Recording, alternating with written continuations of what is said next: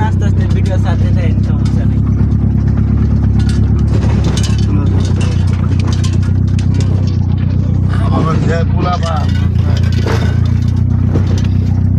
তুই কেমন তুই প্রতিদিন যাস হ্যাঁ, আপনি ভিডিও ছাড়লেই তো আমার সামনে আই, লাখ শেয়ার দিকে দিস না এতেই তো কমেন্ট করস না তো কমেন্ট করি না। মন্তব্য যাস না